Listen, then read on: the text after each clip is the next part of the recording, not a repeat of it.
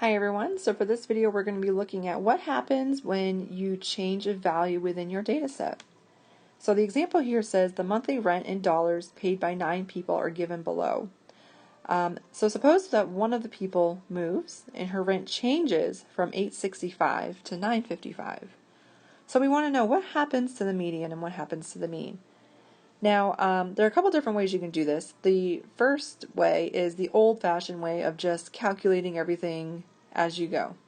And there's no harm or shame in that. I think that sometimes we try to look for a quick fix, and I don't necessarily think that that's something you should be doing at this point if it's especially something that you've struggled with. So I'm going to just kind of highlight what the original data set has, and then we're going to talk about what the new data set has. So if I'm looking at this original data set, the median, remember, is the middle number. Make sure the numbers are in order, and in this case they are.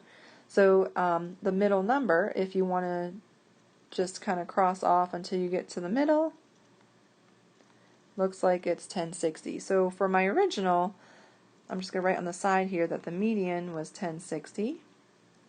And then the mean, if we recall, is you add up all the numbers and then divide by however many numbers there are.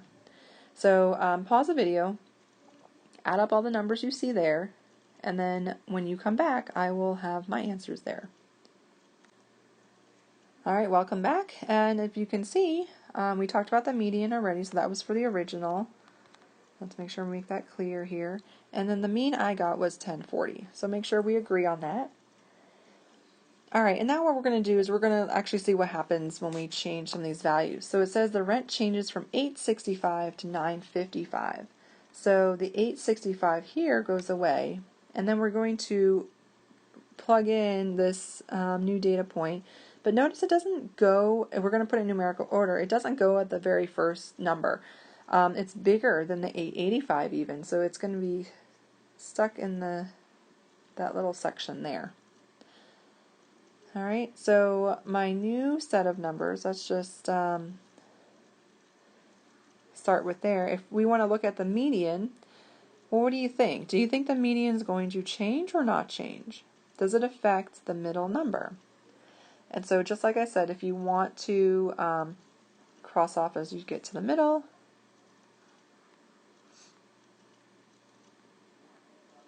you will see the median is 1060. Well, notice the median was 1060 when we first started. So in this case, the median stays the same. It doesn't actually change.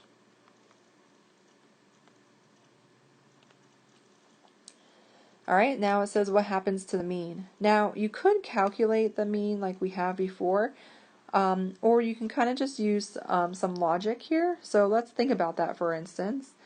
If I'm going to replace 865 with a bigger number, what do you think is going to happen to the mean? Is the mean going to get smaller or bigger?